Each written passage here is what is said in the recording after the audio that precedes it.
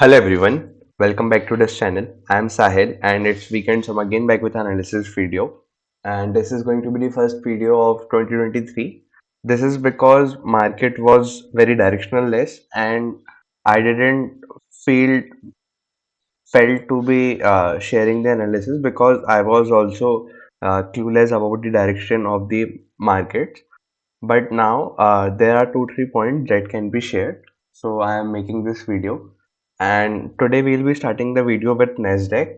I know that Nifty does not follow Nasdaq that much uh, in the current market scenario, but we'll just get a quick outlook of Nasdaq and then we will proceed toward Nifty. So without wasting any further time, let's start the video. तो start करते हैं Nasdaq की weekly time frame के साथ। तो जैसा कि हम देख सकते हैं नेस्डेक एक डाउनवर्ड चैनल में ट्रेवल कर रहा था, जिसको हमने इस बेस पे आके जो कि 10,700 से लेके 10,450 तक का एक सपोर्ट जोन है, डिमांड जोन है, वहां पे इसने 2-3 बार सपोर्ट लेके और ये दोबारा से यहाँ पे हमने बाउंस देखा है, जो कि हॉलीडेज के बाद आया है, क्रिसमस हॉलीडेज के बाद। और इस बार दोबारा से ये जो एक ट्रेंड लाइन चलती आ रही है, जो इस डाउनवर्ड चैनल की अपर ट्रेंड लाइन है, रेजिस्टेंस ट्रेंड लाइन, जिसको हमने ऑलरेडी 1 2 3 4 5 ये 5 बार टेस्ट कर चुका है और ये इसका 6th टाइम है। बट इस बार डिफरेंट ये है कि यहाँ पे एक अच्छा सा बेस बना के 2-3 बार यहाँ पे सपोर्ट लेके इसके बाद हम यहाँ पे इसको टेस्ट करने आए हैं। और ऑल्सो अब ये क्योंकि 6th टाइम इसको टेस्ट कर रहा है, तो इसका जो रेजिस्टेंस का इम्पोर्टेंस है वो भी धीरे धीरे कम होता जा रहा है, बिकॉज ऑलरेडी हमने इसको इतनी बार टेस्ट कर चुका है। तो अब यहाँ से एक इम्पॉर्टेंट पॉइंट है नेक्स्ट वीक के लिए कि नेक्स्ट वीक का कैंडल यहाँ से कैसा बनता है, बिकॉज अगर ये यहाँ से दोबारा से आता है नीचे, तो क्योंकि इसने अब यहाँ पे सपोर्ट भी 3 बार टेस्ट कर चुका है, ये इसका 4th टाइम होगा, तो ये सपोर्ट भी धीरे धीरे वीक होता जा रहा है।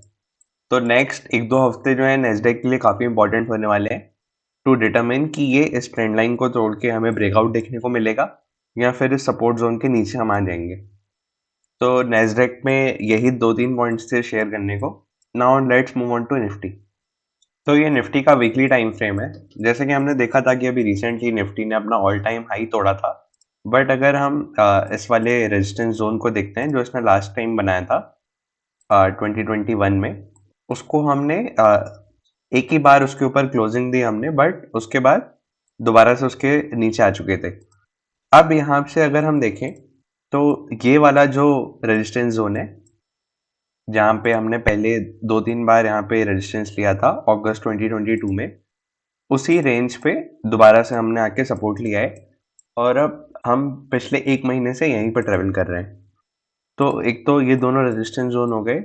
दूसरा अगर हम देखें तो अगर हम यहाँ से एक फिब प्लॉट करते हैं, जो कि इधर से सितंबर 22 से लेके अभी के जो ऑल टाइम हाई तक का है, तो अगर हम यहाँ पे देखें तो जो 0.5 से 6.18 तक का जोन होता है, जिसको मैंने पहले बता चुका है, जिसको गोल्डन रिट्रेसमेंट जोन कहते हैं, वहां तक निफ्टी ने रिट्रेसमेंट लिया है, बट उसके बाद हम पिछले 1 महीने से यहीं पे अटके हुए हैं।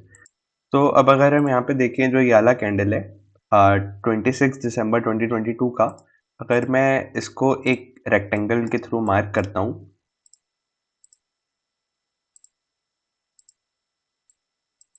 और फिर मैं इसको लाइन चार्ट में अगर मैं शिफ्ट करूँ, तो हम जो है इसके ऊपर ना क्लोज कर पाए ना इसके नीचे क्लोज कर पाए।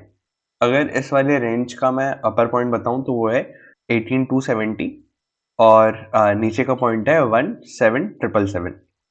सो ये इसके रेजिस्टेंस और सपोर्ट है इस जोन के। पिछले 1 महीने से ना हमें इसके ऊपर क्लोजिंग मिल रही है और ना ही इसके नीचे क्लोजिंग मिल रही है।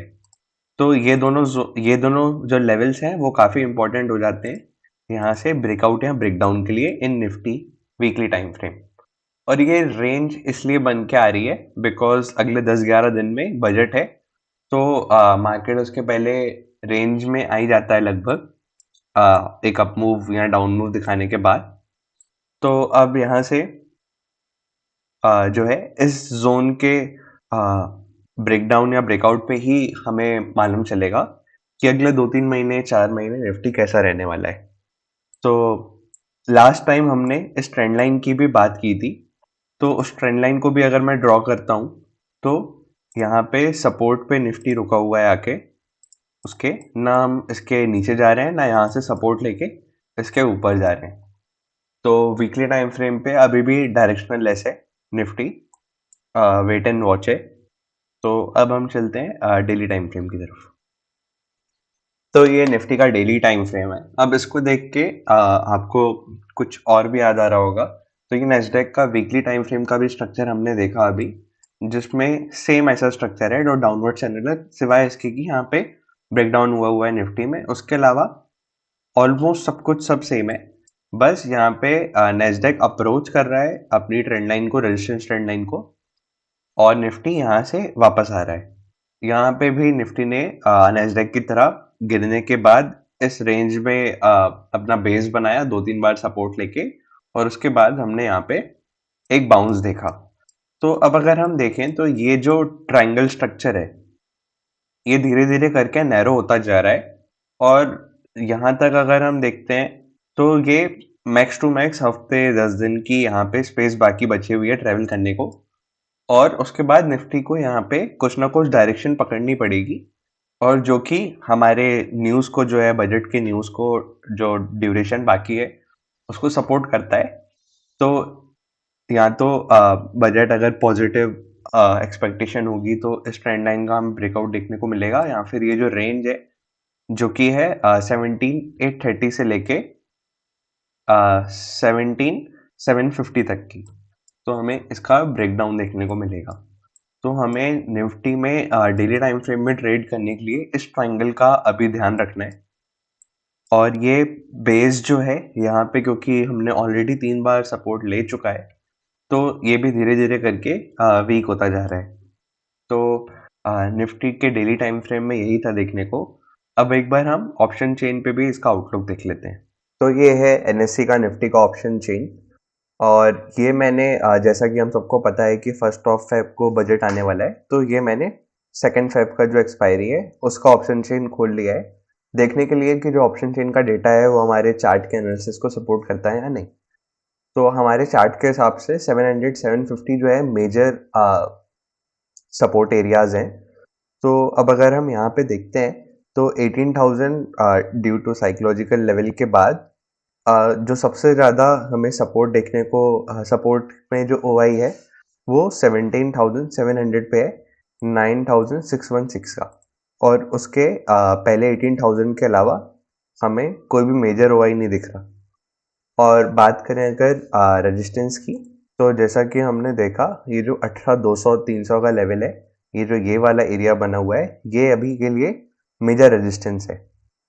तो अब अगर हम यहाँ पे देखते हैं तो अगेन 18,000 के कॉल्स के बाद जो 18,100 का कॉल है उसमें सबसे ज़्यादा ओआई है, और उसके बाद 18,200 के कॉन्ट्रैक्ट पे सबसे ज़्यादा ओआई है। तो ये जो ऑप्शन चेन है वो भी काफ़ी हद तक हमारा जो चार्ट एनालिसिस है उसको सपोर्ट करता है। अगेन ऑप्शन चेन काफ़ी मिसलीडिंग होता है, बट अगर हमारा चार्ट अगर एक्स बोल रहा है और ऑप्शन चेन भी वही एक्स बोल रहा है या उससे मिलता जुलता बोल रहा है, तो एक कन्विक्शन बिल्ट होता है। तो यहीं आज का वीडियो एंड करते हैं। I hope you like the analysis, and if you liked it, please share it with your friends, and also do comment down below your feedback if any related to the video. Thank you for watching this video.